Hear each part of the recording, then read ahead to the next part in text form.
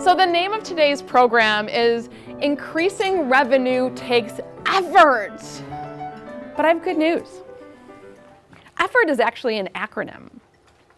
An acronym for what we need to do so that we can make it easy on ourselves to remember. Enthusiasm, focus, forecast, optimize, results, and talk tracks. And when we think about the effort it takes to increase revenue, it doesn't have to be heavy, which is the really good thing, because we're going to start by talking about enthusiasm. And here's the funny thing about enthusiasm. When I talk to entrepreneurs, they are so enthusiastic about their business. It's crazy. You guys are passionate about things that no one has ever heard of before, that people really need. You're passionate about what you do. You're passionate about the reason that you're doing it. But when I talk to you about sales, you never look like the people in this picture. You're never as enthusiastic about the sales process itself and the activity of selling as you are about your business. Which is really too bad, because I'm here to tell you that enthusiasm for selling itself is critical to increasing revenue. So if we think about enthusiasm, this is a Linsight. Genuine and real excitement about what's going on right now. And I define sales as knowing what prospects want and helping them get it. And the interesting thing about knowing what your prospects want and helping them to get it is that how easy is that to be enthusiastic about? Helping people get what they want and having them give you money while they do it. Sounds kind of fun. Something I can get behind. Bo Bennett, enthusiasm is excitement with inspiration, motivation, and a pinch of creativity. Now, I live by the Chinese buffet theory of life. That if we all go together and go up to the buffet, when we come back to the table, it looks completely differently. We might not even be at the same restaurant. There are some things that I'm going to look at and be like, oh my goodness, they have mabo tofu, it's my favorite, and I get a big helping, and you say, what is mabo tofu? And then there's something else that looks like it might have mushrooms in it, so I'm going to take a really little bit because I don't like mushrooms, but you might love them. And because of my Chinese buffet theory of life, I think this is the best definition of enthusiasm because it takes into consideration that each of us might have a different level of inspiration, motivation, and excitement, right? So we don't have to be a cheerleader to have enthusiasm. We need to use our personality. We need to use our presence. We need to use who we are as a person and a business person and know what enthusiasm looks like to our prospects as well. Because I don't know about you, if Eeyore calls me, hi, I'd like to talk to you today. I'm not really going to want to have a conversation with Eeyore. But if Tigger calls, I might feel the same way because he's just too enthusiastic and bouncy. So sometimes we need to figure out where we want to be in the Winnie the Pooh continuum, right? Let's think about it. If you are enthusiastic, it is infectious. Immediately, people are drawn to you. Someone did an introduction today, and you thought to yourself, oh, I want to know more about that. Or, oh, I want to hang out with her. Or, gee, I wonder how I could use her in my world. What could we do together? I really want to collaborate. And the funny piece is, if we run around the room, it's all different people. If I asked all of you to write down the names of 3 women that were enthusiastic about what they did, everyone in this room would end up on someone's list because you connected with them. You drew them to you. And we get the benefit of having a longer conversation when we are enthusiastic about the activity of selling. Because the activity of selling has a lot to do with the emotions that people feel as much as the words that you say. And your belief that you can help them solve whatever problem they have or make whatever it is they've got going on better. Did I really need another pair of earrings? My husband would tell you no. He calls my jewelry box the vault. It is kind of big. But they made me feel really good about myself when I got up here last time, right? I felt better.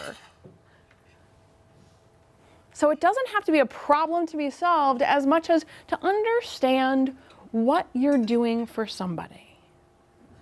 And then conveying that in your sales conversations and your introductions.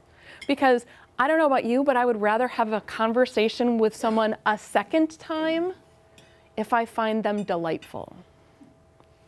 And about a year ago, that became my intention, that every sales call I have, I want them to be delighted. So when we end the conversation, they want to talk to me next time I call. I actually had someone say to me yesterday, so I caught these 2 guys at breakfast. Lucky me, because they put me on speakerphone. That's my favorite, by the way. I love being on speakerphone. No, I don't. Not really. So they're like, you are always so happy to talk to us. And I'm like, because I'm always so thrilled you answered.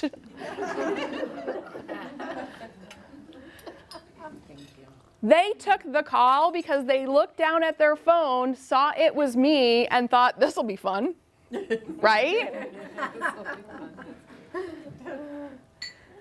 I was delightful, but I was only delightful because that is my intention. And enthusiasm is a piece of your intention when you're selling. So because effort is an acronym for us today, and enthusiasm is the E in effort,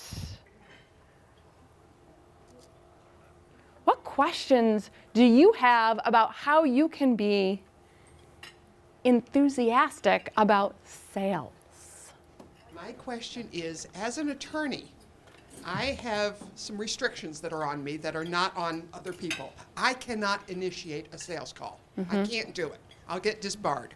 They'll take my license away. That would be bad. That would be really bad. I wouldn't like that. So how can I do the sales thing, because it's important to sell, because, hey, guess what? I'm a business too, and all businesses have to sell. How can I do the sales thing without initiating the sales call? That's a really important question. So we cannot initiate the communication, right? So I have to come to her, right? Which means that it's a little trickier than almost any other business. And the way we have to make sure we do that is we can actually have conversations with the women in this room and get permission. Now, I'm not really about permission. Anyone who knows me will know that I'm not a real great rule follower, but we're talking about the law here, so that changes my permission feelings, right? So instead, we need to communicate with as many people as possible to get buy-in. So if you try to sell to Canada, there's different email restrictions as well. There's legal requirements when I'm selling into Canada that are much the same, right? We have opt-out Here in the US, they have opt-in, which is basically what we're talking about is an opt-in. So people have to opt in. You need to start asking them to opt in. How many people here would opt in to get a weekly email tip on some legal point of advice? Okay, so we've just all, okay, so there we go, right? So I am in the financial services business, and I do believe in the laws of attraction, so no problem there, and I enjoy talking to everybody, so no problem there, picking up the telephone. But how do I keep my enthusiasm up when there are a lot of people who seem to confuse calling and complaining with taking action? And I can only have so many conversations suggesting their next steps before I say, I tried. You didn't, right? And I will share with you, I have a very good friend who used to be a behavioral medicine vet. And the reason she's not, it has nothing to do with animals, it has to do with all of the people who brought their pets to her. Right? So they wanted a drug for their pet and she kept giving them changes they had to make to their lifestyle. Right? You need to walk your dog before you leave the house if you don't want it to tear up your entire living room. You need to crate train, right? So whenever we're asking for behavior change, you're always asking for behavior change. Yes. We want them to change their current behavior. We want them to do something differently than they did before they talked to us and before they started working with us. And because of that, we have to use psychology. And in fact, one of my favorite definitions of sales is by a guy named David Sandler, who started a selling program long, long ago in a land far, far away. Before I started selling, although that's how I learned how to sell originally. And his definition of sales is a Broadway show put on by a psychiatrist. That's true.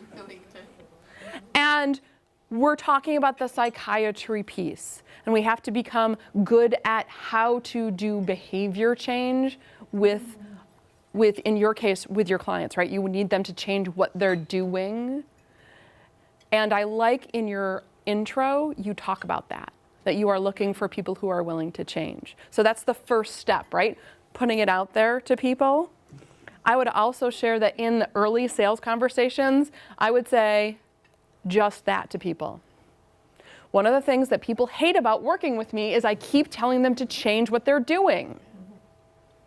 If that's going to be a problem, you might want to work with someone else. And I will share with you the other thing is that if you come up with a client who is not willing to do any of the things they need to do for them to be successful, do you really want to work with them? No. I don't. Because that affects my enthusiasm, and I'm less delightful if I have to talk to that person over and over again. The F in effort, the first F in effort, is focus. And before lunch, someone said the biggest problem is distraction. Here's a crazy thing. So Jill Conrath is a woman who has written a couple of books, and she's in the process of writing her fourth, I believe, and she was doing a whole bunch of research. And she found that we actually get a dopamine reaction when we allow ourselves to be distracted. Now, I didn't do the research, so I don't have the studies. I have some studies to show you in a second. But every time you check your email, instead of doing something else, you actually give yourself a little dopamine. So for those of you who don't know what dopamine is, it is the second best drug behind adrenaline. That's my favorite. Dopamine makes us good, feel good, right? So every time you distract yourself, you feel a little bit better. So what do we do when we feel better? We do the same thing. It's like a slot machine. It is, right? The slot machine, and it's directly injecting dopamine into your brain. The problem is we get dumber. So Dave Crenshaw wrote The Myth of Multitasking, How Doing It All Gets Nothing Done. This actually is copyrighted 2008. More recently, the University of London did a study that found when you switch task, because multitasking is a myth, right? So we're actually switching between tasks very quickly, you get dumber. Your IQ actually drops. And it drops to the point, it's like we're smoking pot or we've stayed up all night.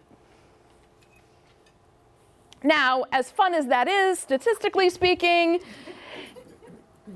it's not necessarily something that is going to make me effective when I'm making a sales call.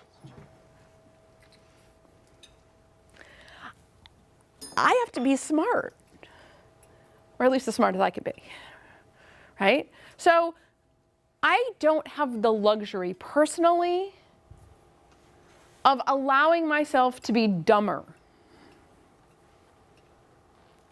in order to get something done that I need done, right? I want to increase the revenue in my business. I need every ounce of brain power I have available to me, so I have to focus. And when I think about focusing, I need to make sure that I don't allow myself to be distracted. Because Stanford University also did a study, and I love how they say this because I think this comes into play when we think about our businesses. People who multitask, when they're in situations where there are multiple sources of information coming from the external world, or emerging out of memory in your own head, they're not able to filter out what's not relevant to their current goal. So let's think about that from a sales perspective. If increasing revenue is my current goal, and as a person, there's lots of things going on, and I need to be able to filter out what's not helping me in this conversation, and we think about the external world, I need to be not distracted by the waiter, not worried about whether somebody has coffee, not listening in on the conversation behind me, not noticing it's my favorite song that just came on the overhead speaker. That's one of my personal issues. Right? External world stuff. All of the things that are external distractions to our ability to focus. We haven't even talked about the inside stuff that's going on. I don't know about you, but there's a couple of voices that usually talk to me. One of them is actually kind of important, right? From a sales perspective, I actually have a voice that might tell me a good question to ask next. But there's also things that remind me of a situation that I was in before. And now I'm thinking about that memory, not about what the person said.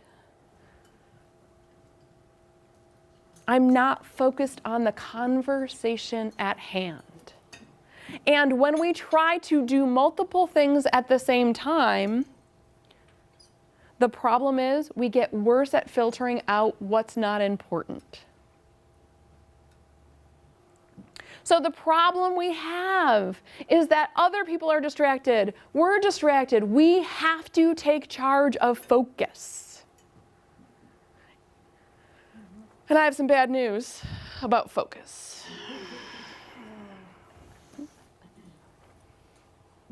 These are evil. They are. Yes, they are. Right, they are. Very true, very much so. And the most evil thing on it is Facebook. Facebook is a distraction for sure. Email. We have, right?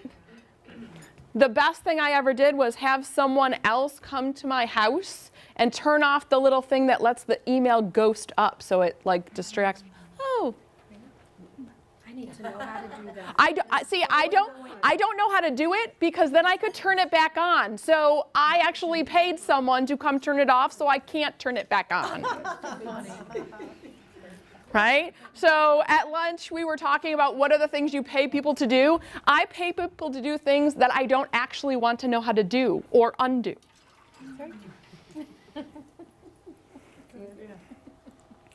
We are in charge of paying attention. We have to eliminate the things.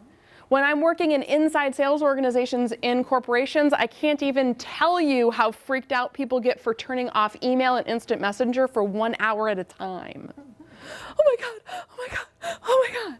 Because they get a dopamine reaction every time something comes in. Of course they don't want to turn it off, it feels really good. But we have to control that urge. We have to close it down. We have to. Another piece for me personally is I have to make an appointment with myself. And here's the weird thing. I think you guys need to do daily sales activity. Daily. It's just like exercise. If you give yourself an out, you will take it.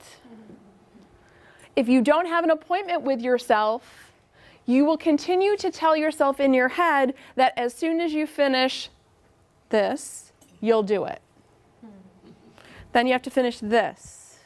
No, wait, this. How about this? But this just came in. I think this might bring me more money than making those cold calls. And all of a sudden, it's time for dinner. All of a sudden, your kids got off the bus. All of a sudden, you really do have to go because you have an appointment. And you never do the sales activity that you intended to do. We all know where the road is paved with those intentions. Instead, truly set an appointment. I use Outlook because I'm an electronic, I'm in front of a computer all day, right? So it pops up. It's an appointment with me. In my world, it's very scientific. It says, Lynn, dial the phone.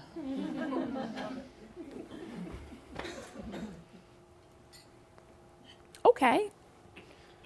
And I have a 15-minute reminder, so I can't excuse myself because I have 15 minutes to finish whatever it is I'm working on right now, so I can dial the phone when it pops back up.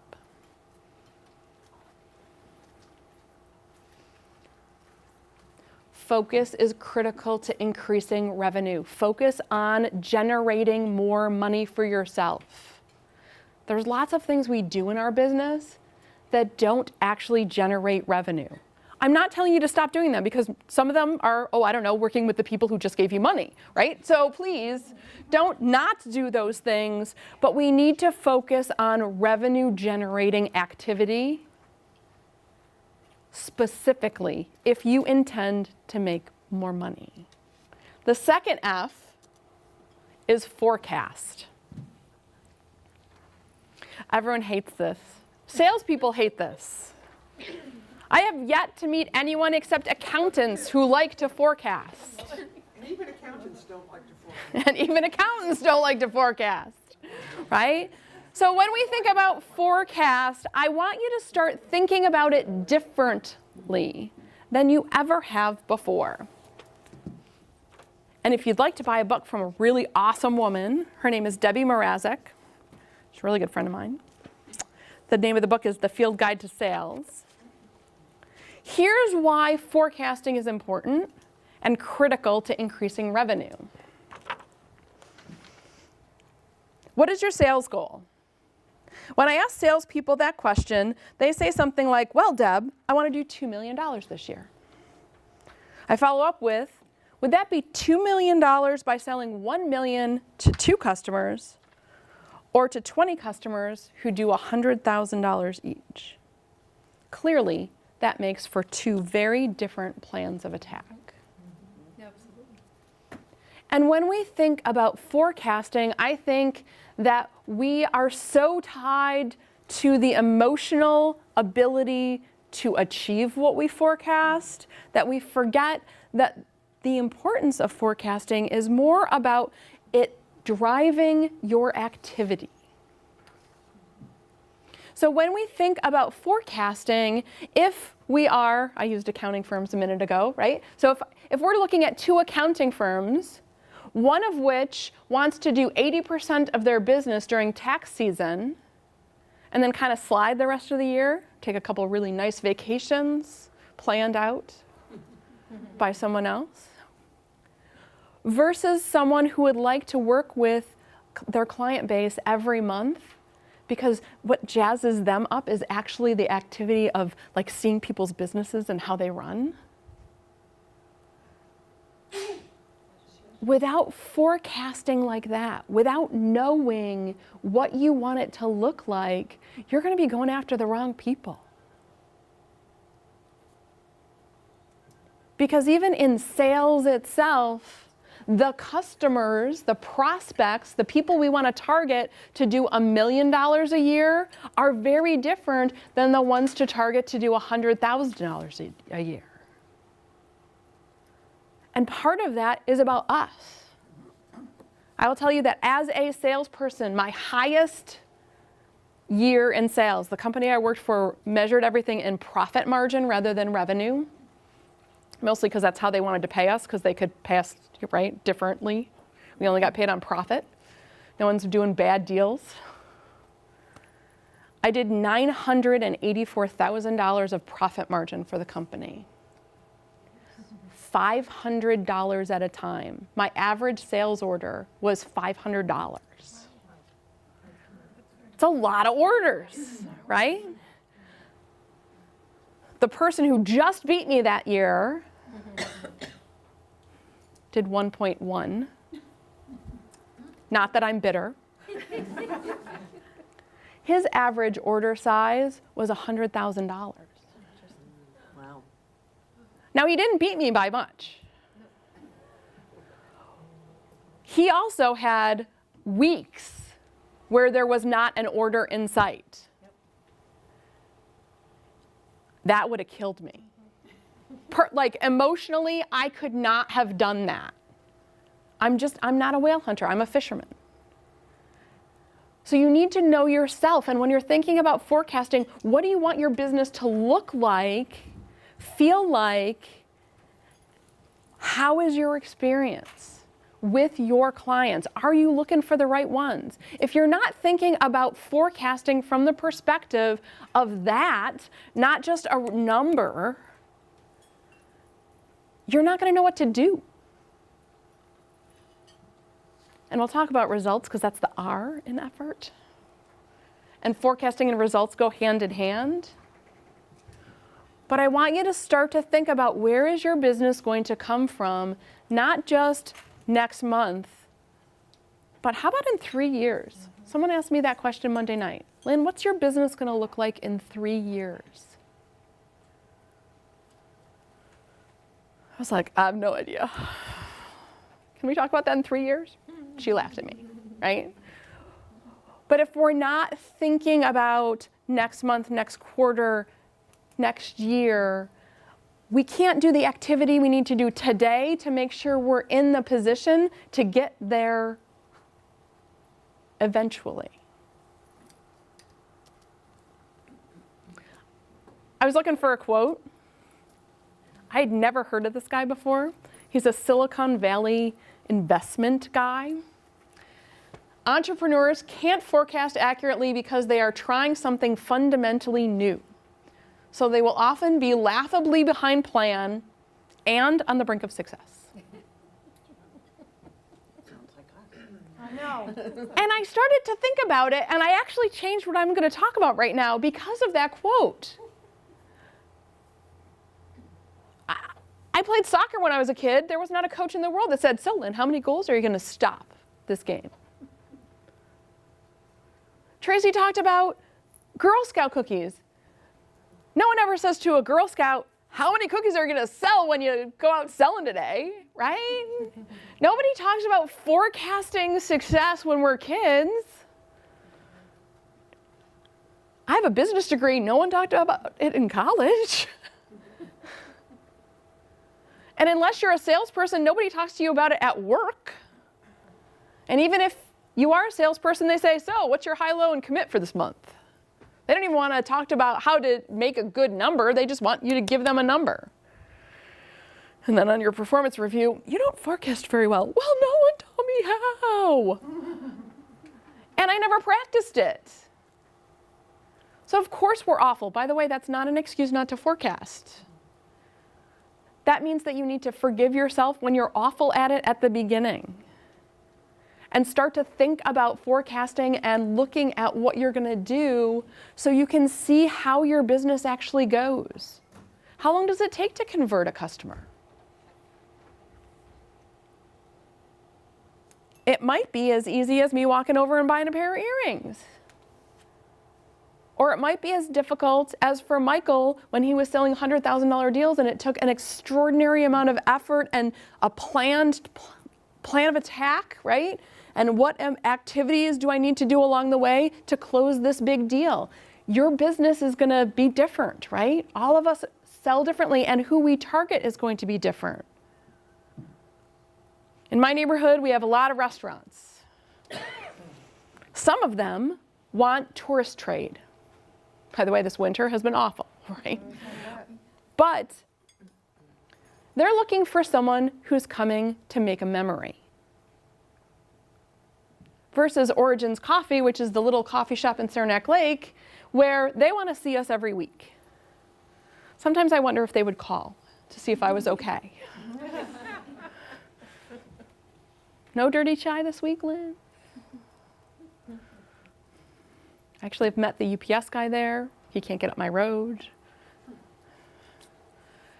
So what you want your business to look like is going to drive what activity you're going to do. And I have the 3 A's of forecasting. Activity. So don't just look at that number. Also look at what are you going to do to make that number? What do you have to do in order to get to the numbers you're looking for? And what I do is going to be driven by what my forecast shows me, right? If I believe I have a kind of idea, my activity from a sales perspective might be different. If you're really busy right now, and you're not selling anything to new people, you may not be really busy in 3 months. I'm just going to guess that landscaping is kind of rough in the winter in the capital region. Just a guess. I'm thinking not the busy time. But if we aren't looking right now at who is going to be our client at the very beginning when the ground starts to thaw and I can start to do work, and I'm not trying to get those customers lined up, and I don't try to start talking to customers until they've already started thinking about landscaping, it's too late. Right? So when we look at our forecast, the activity that we do today needs to be driven by what we believe is going to happen, right? What we see happening. Achievement. We'll talk about results, I promise. We have to look at goals, forecast, and results. The trifecta, when they all line up. And actually, that's not true, because sometimes I forecast a crappy month. That's okay. Accurate forecasting doesn't mean I get my way. I like when it does, but it doesn't always mean that. Accountability. This is really hard when we own a business. I have a confession to make. I have an accountability partner. I have someone who I share my information with. She shares her information with me. We talk once a month. That's okay. Because we're going to talk about optimizing. So when we think about effort, we think about optimizing, really hard words. But here's the thing. What we want to think about is what can we do to make it really good? My very scientific frowny face, neutral face, smiley face. I really do make judgments about things purely that way. And when I think about how optimized something is, I think about it in those terms. I think about time, energy, and effort as the trifecta of things that I have available to me, right? We all have 168 hours a week. How we choose to spend them is what we've got, right? So are you happy with how much time you're spending specifically to increase revenue, whatever that looks like for your business?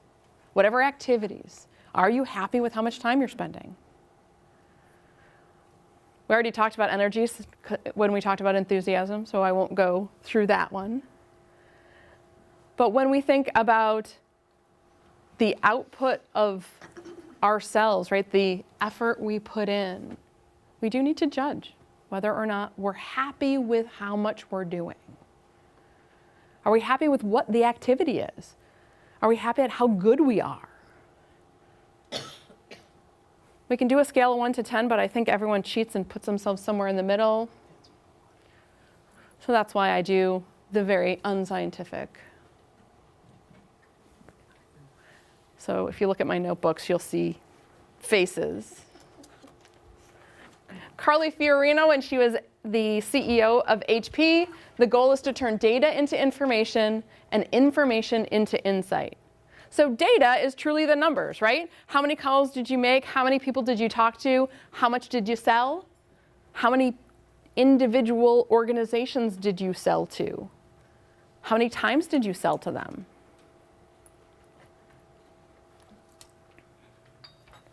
How much was each revenue of each deal, right? 500 versus what? What does it look like? That's data.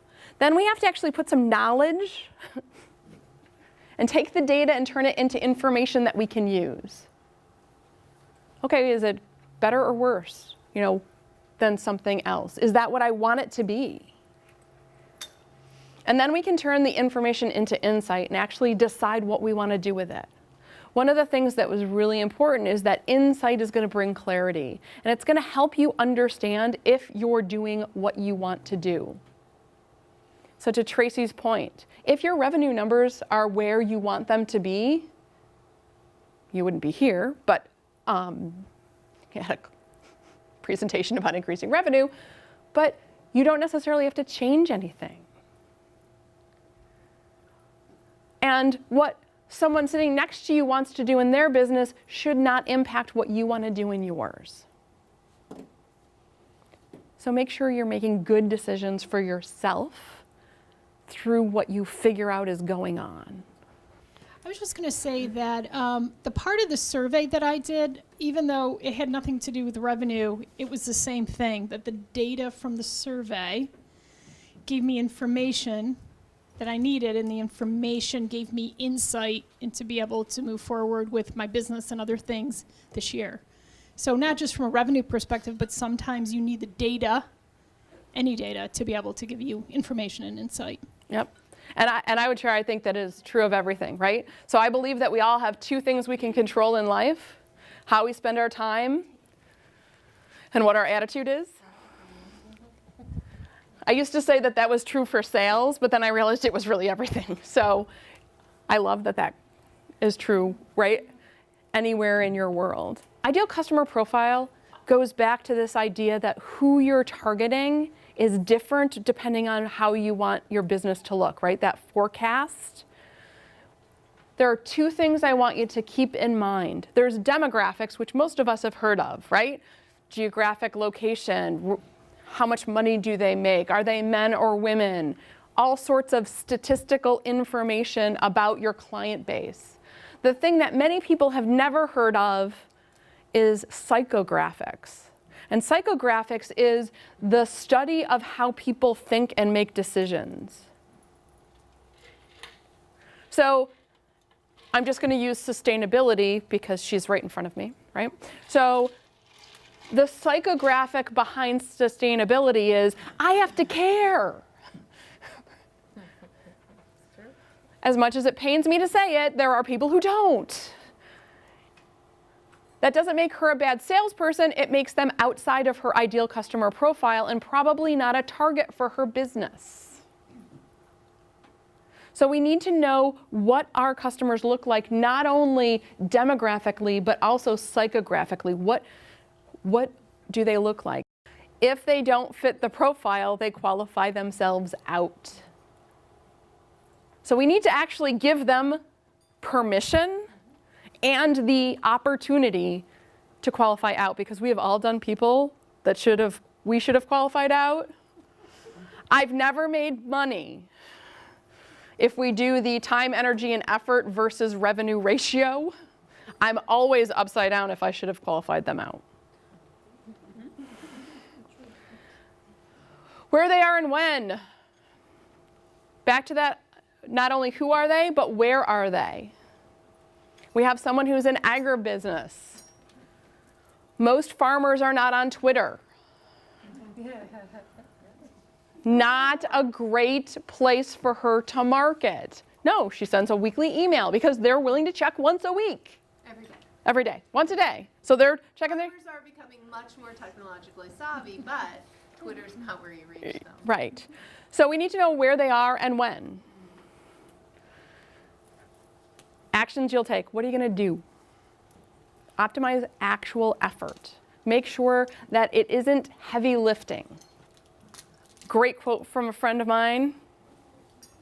Do I have to do this the hard way?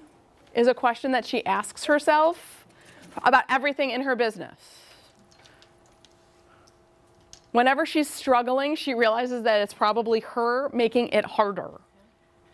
So the R in effort is results. And we started talking about it kind of when we started talking about forecast, right? When in the forecast conversation, you have to look at the results. And you have to think about when the right time to look at the results is going to be. Because results are when what happens. We can't be tied to, right? Whether or not it's the answer I want. I'm in sales. I always want the answer to be yes, and I always want to get the order.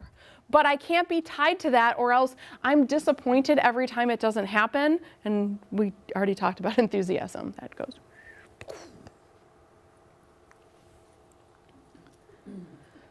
I've been struck again and again by how important measurement is to improving the human condition. I would say that Bill Gates would not be angry if I said, let's just cross out human condition and write revenue results. We need to truly look at how we're going to measure. What are you going to measure? Don't just measure revenue. What are the things that lead up to revenue? So lots of salespeople talk about a funnel, but it makes me sad because you put lots in and just drips come out the bottom. So I like to think of it as a pyramid instead, and I'm building. Makes me feel better. You can flip it over if you want to. But what are the things? What is the foundation of increasing your revenue? What will the foundation bring, right? I work with inside salespeople. I tell them they have to dial the phone. This should not be a shock to them. But the goal is not to dial the phone, is it? No, the goal is to reach a human being. That's not even the goal. Wait, I want to have a conversation with someone. Wait, no, I want to find an opportunity. Wait, I want to close the sale. Wait, I want to get my commission check. That's at the top of the pyramid, by the way, a little dollar sign. So in inside sales organizations, we measure things that show the effort, right? How many dials did they have? What is their talk time? What by percentage of their day? How many opportunities did they find, right? All of those things build up. So we need to know what to measure in your business that's going to be showing that you're going to get to the top of the pyramid and be able to have the dollar signs. Don't track everything every day, please. Right? So it might be okay if we're looking at how many conversations, right, to keep a tick sheet or keep track of how many good business conversations did I have today, and then add them up and see if that's the number you forecasted that you would have. Because sometimes we'll make another phone call. I know that's true of me. If I'm one short, right, almost there, I'll keep doing activity until I'm a little competitive. So, but revenue-wise, figure out what makes sense for your business. Talk tracks. There's a bunch of components here. I can do an entire 5-day workshop on talk tracks if we were going to actually break it down and you were going to write them. But here's what you need to know. Number one, opening statements need to be written ahead of time. You need to know what you're going to say. When Tracy Higginbotham says you have one sentence to describe what your business is to all of the women in this room, write it. Know it. Practice it. The opening statement needs to be written from the perspective of your prospect. How will they hear you? What do they need to hear? It's the value you bring, not what you do. Back to our 2 hypothetical accountants.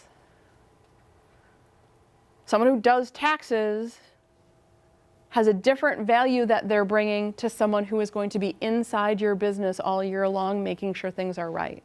Right? The value they bring is different.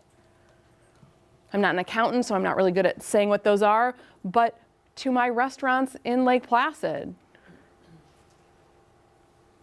stop in and have the most beautiful meal you will have the entire vacation and make a memory with your family is very different than Origins Coffee saying, stop by, we'd love to see you tomorrow. The value is different. What do they get by coming to you? And if you don't know, ask your customers. Okay, salespeople don't even like to do this, so if you just felt like heart palpitations, it's okay. But why do you buy from me is one of the most powerful questions you can ask. And if you're really brave, why do you buy from me and not insert your biggest competitor here? Opening statements. Questions. I am a firm believer that you have to write out questions or they end up being yes and no and they're boring and frustrating to the person you're asking. If you want to know how frustrating yes or no questions can be, buy the game Headbands and play it, or Heads Up if you're a phone person. Same game, different technology. You have to guess what you are. Yes or no. Very frustrating. Write out the questions. Write out questions that are going to make people think. Handling objections. Write it out. Go to my website. Email me, whatever you want to do. I have a little 1-pager on acknowledge you've heard them, tell a story, ask a question. That's my not really patent pending objection handling technique. I'll email you a little blurb about it if you would like it. Just email me. Stop by. And also closing for the next step. What's the logical first thing someone needs to do in order to buy from you? She needs to know I exist and find me. But what action do I need, right? So figure out what action your existing customers took and how they found you, and make sure you're there more. And then what's the next step? Once I reach out to you, or once you have a conversation with me, what is the logical next thing we do together? Because my entire first conversation is about getting to the next one. I almost put a picture of George Clooney, but then I realized none of you would listen to me, so I didn't. It is possible for me to make a bad movie out of a good script, but I can't make a good movie from a bad script. The same is true from a sales call perspective. You can still have a bad sales call, even though you had a good script. You cannot have a good sales call if you don't have a script. Unless you're Chevy Chase or Bill Murray, but. So enthusiasm, focus, forecast, optimize, results, and talk track is the effort that it's going to take for you guys to increase your revenue. Wow.